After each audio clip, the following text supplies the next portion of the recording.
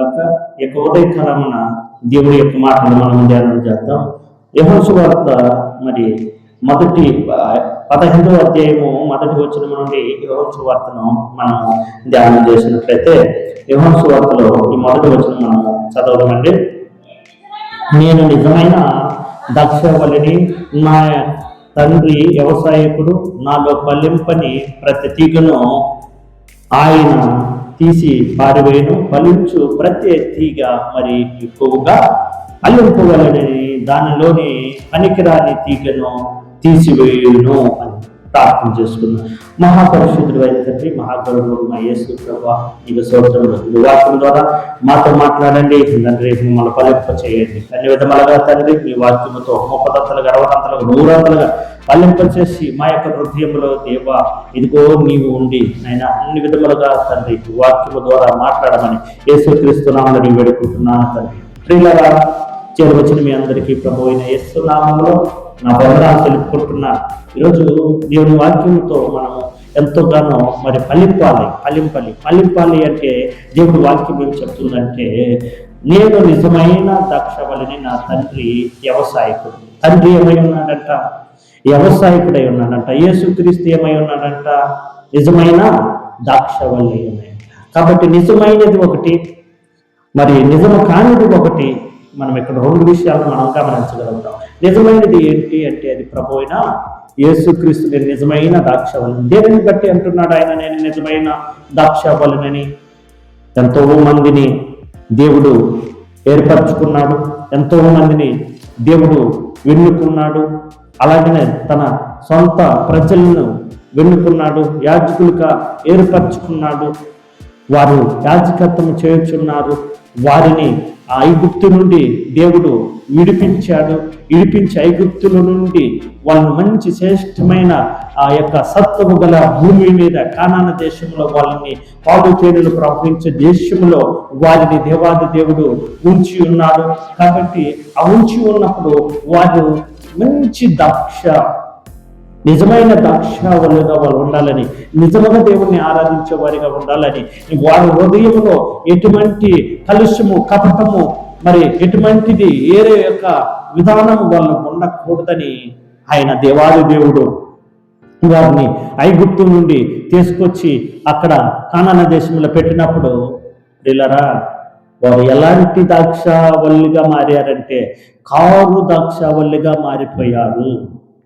దేవుని స్తుతించడానికి వాళ్ళు దారి తప్పిపోయారు. దేవుణ్ణి ఆరాధించేదానికి వారు దారి తప్పిపోయారు. కాబట్టి అక్కడ స్పష్టముగా వారితో మాట్లాడుతూ ఉన్నాడు. ఏదో వారితో యాజకులతో పరిచర్యలతో అక్కడున్న వారితో యేసుక్రీస్తు తండ్రి మాట్లాడుతున్నాడు. ఏమని మాట్లాడుతున్నాడంటే, నేనే నిజమైన ద్రాక్షవల్లిని, నా తండ్రి వ్యవసాయకుడు, నాలో ఫలింపని ప్రతి తీగిని ఆయన ఏం చేస్తాడంట? తీసి పారేస్తాడంట. ప్రతి తీగిని ఆయన ఏం చేస్తాడంట?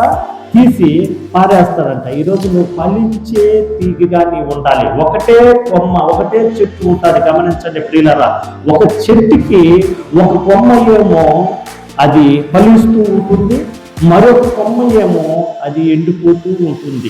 గమనించారా ప్రియులారా? ఒకటే చెట్టు, మరి దాంట్లో 2 వేరువేరుగా కొమ్మలు ఉంటున్నాయి. ఒకటి ఎండిపోయిన కొమ్మ ఉంటుంది, ఒకటి ఫలించే కొమ్మ ఉంటుంది. మరి నువ్వు ఎండిపోయిన కొమ్మగా ఉంటున్నావా? దేవుళ్ళు ఫలించే కొమ్మగా ఉంటున్నావా? ఆయన యేసుక్రీస్తులో ఫలించే కొమ్మగా నీవు ఉండాలి.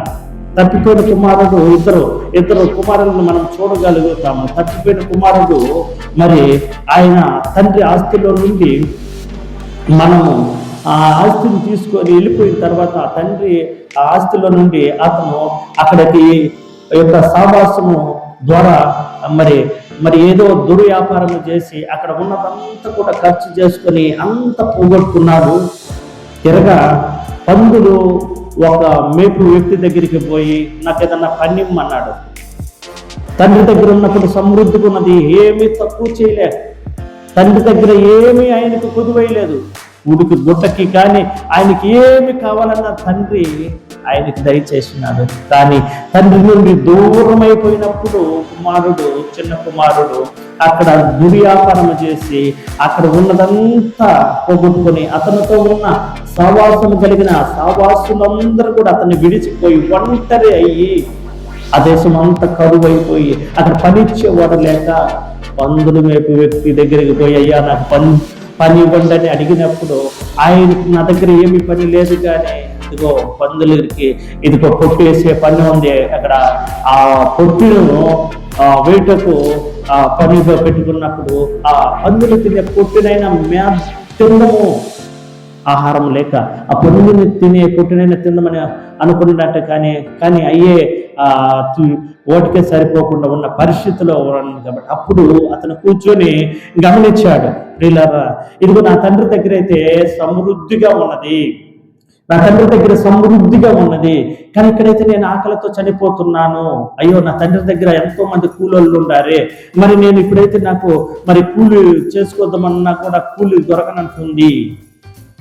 నేను వచ్చి తిని ఈ ప్రాంతమునకు నేను ఎంతో తప్పు చేసేతనని అక్కడ తెలుసుకొని ఆ తప్పిపోయిన కుమారుడు తిరిగి యొక్క తండ్రి దగ్గరికి వస్తున్నాడు. తండ్రి దగ్గరికి వచ్చినప్పుడు ఆ తండ్రి దూరం నుండి చూసి కుమారుడిని ఎంతకు పరిగెత్తుకుని పోయి ఆయన యొక్క మెడను ఖర్చుకొని ముద్దు పెట్టినట్లుగా మనం చూస్తున్నాం. వీళ్ళరా ఇప్పుడు నీవు సపరేట్ అయ్యి ఉండి ఏమీ ఫలించలేవు, దేవుడికి ప్రార్థన చేయక ఉండి నువ్వేమీ ఫలించలేవు, నువ్వు వాక్యం చదవకుండా ఉండి ఏమీ ఫలించలేవు. నీవు దేని వలన నీకు మరి ఫలించాలి అంటే దేవుని యందు నువ్వు భయభక్తులు కలిగి ఉన్నప్పుడే నువ్వు ఫలిస్తావు. తండ్రి మాట నువ్వు విన్నప్పుడే నువ్వు ఫలిస్తావు. ఆ తండ్రి మాట వినక ఆ చిన్న కుమారుడు వెళ్ళిపోయి ఏమీ ఫలించలేదు. అయితే వచ్చినప్పుడు ఆ చిన్న కుమారుడు గొప్పగా తండ్రి అతనికి బట్టలు మార్చిపోయేట్టు కొత్త బట్టలు తొడిగాడు, ఉంగరాన్ని తొడిగాడు, చొప్పుల్ని తొడిగాడు, ఆయన కొరకు ఒక విందును చేశాడు, సంతోషపడాడు. పిల్లరా మరి నువ్వు దేవునికి మరి దూరం అయి ఉన్నావా? ఇజ్రాయేల్ ప్రజలైతే వారి మనసులో ఆ యొక్క యూదా జనమైతే దేవుని వాక్యము వాళ్ళ హృదయములో లేక వారు ఇష్టానుసారముగా జీవించి కారు దాక్షలుగా మారిపోయారు. ఆయన మంచి దాక్షలుగా ఫలించాలి నా ప్రజలు అనుకున్నాడు, కానీ వారి హృదయంలో చెడు ఆలోచన, చెడు హృదయము, చెడు యొక్క ప్రవర్తన వలన కారు దాక్షలుగల వాళ్ళుగా మారిపోయారు. నువ్వు ఏ రకంగా నిజమైన దాక్షవల్లిగా నువ్వు మారాలని నువ్వు కోరుకుంటున్నాడు దేవుడు. అందుకని ఫలింపని తీగిని ఆయన ఏం చేస్తాడంట, తీసి పారవేస్తాడంట. ఫలించే తీగు మరి ఎక్కువగా ఫలింపజేస్తాడంట. అఖిల వచనం చదవమా. నేను మీతో చెప్పిన మాటను బట్టి మీరు ఇప్పుడు పవిత్రులై ఉన్నారు, నా యందు నిలిచి ఉండండి, మీ యందు నేను నిలిచి ఉందను. ఎప్పుడైతే ప్రభు యందు మనం నిలిచి ఉందమో ప్రభు ఏం చేస్తాడంట, మన యందు నిలిచి ఉంటాడంట. అక్కడ ఇంకా వచనం చదివినట్టయితే తీగ ద్రాక్షవల్లిలో నిలిచి ఉంటేనే కానీ తనంతట తానే ఎలాగో ఫలించుదు, అలాగే నా యందు నిలిచి ఉంటేనే కానీ మీరును ఫలింపడు. సపరేట్గా అయ్యాడు, తండ్రిని విడిచిపోయాడు చిన్న కుమారుడు. ఏం ఫలించాడు? ఏమీ ఫలించాల. అలాగనే మన తండ్రిని ప్రభువు యందు మనం నిలిచి ఉంటే, ఆ ప్రభు యందు మనం ఉంటే ఖచ్చితంగా మనం ఫలిస్తాం. ఆయన నిజమైన మరి ద్రాక్షవల్లి, తీగులు మనమని చెప్తున్నాడు. కాబట్టి తీగ సపరేట్గా ఉండి ఏమీ ఫలించలేదు. ప్రభుకు మనం దూరం అయి ఉండి మనం ఏమీ ఫలించలేదు. కాబట్టి ప్రభుకు దగ్గరై ఉండాలి, ప్రభును ప్రార్థించుకునే వారమై ఉండాలి, ఉదయకాలం దేవుని సూచించే వారమై ఉండాలి.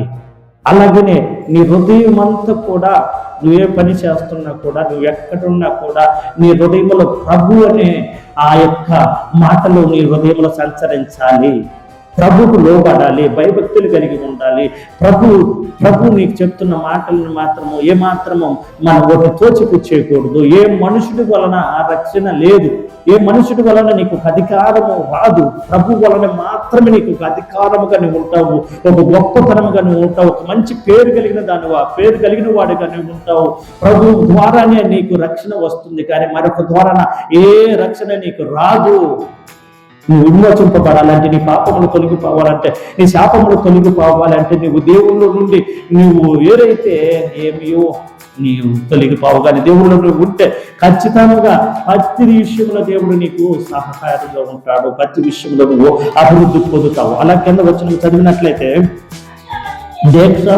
ద్రాక్షవల్లిని నేను, తీగలు మీరు, ఎవడు నా యందు నిలిచి ఉండునో నేను వాని యందు నిలిచి ఉండును, వాడు బహుగా ఫలించును. నాకు వేరుగా ఉండి మీరు ఏమీ చేయలేరు. ఈరోజు నువ్వు వేరుగా ఉండి ఏమన్నా ఆశపడుతున్నావా? ప్రభు కాడ, ఏసై కాడ ఆశపడుతున్నారా? మీరు ఏసై కాడ ఏరుగా ఉండి మీరు ఆశపడితే ఆ ఆశ నిరాశే.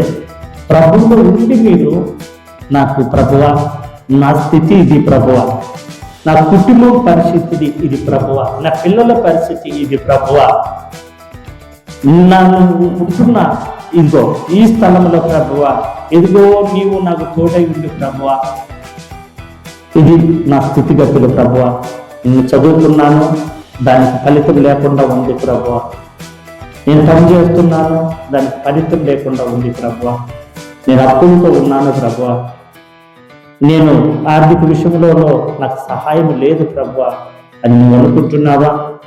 అయితే నువ్వు సపరేట్గా ఉండి నువ్వు ఎన్ని అడిగితే నువ్వు దయచేయడు. కానీ దేవుని అంటుకొని దేవునితో నీవు ఉంటే, ఆయన మాటలు నీ హృదయంలో ఉంటే, అప్పుడు 7వ వచనం చదవండమ్మా. అక్కడ చెప్తున్నారు, నా యందు మీరును మీ యందు నా మాటలను నిలిచి ఉండిని అనగా మీకు ఏది ఇష్టమో అది అడిగి అది మీకు అనుగ్రహింపబడను.